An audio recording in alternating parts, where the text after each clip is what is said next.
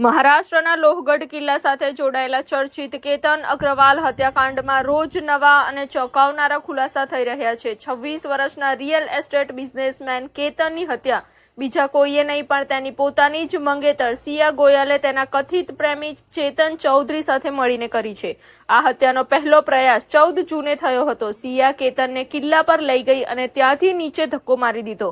નસીબ જોગ કેતન ઝાડીઓનો સહારો લઈને બચી ગયો। પકડાઈ જવાના ડરથી સિયાએ તરત જ સાપની બૂમો પાડી મામલો થાળે પાડ્યો અને કેતનને ગળે લગાવી તેનો શંકા દૂર કરી દીધી।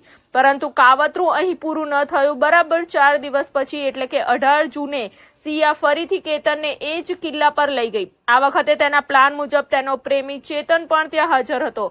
બંનેએ ભેગા મળીને કેતનને 400 ફૂટ ઊંડી ખાઈમાં ધક્કો મારી દીધો, જ્યાં તેનું કરુણ મોત નીપજ્યું। શરૂઆતમાં પોલીસે આને એક સામાન્ય અકસ્માત ગણાવ્યો હતો, પરંતુ પરિવારના આરોપો અને ઊંડાણપૂર્વકની તપાસમાં પ્રેમ સંબંધ અને આ ભયાનક કાવતરાનો પર્દાફાશ થયો છે।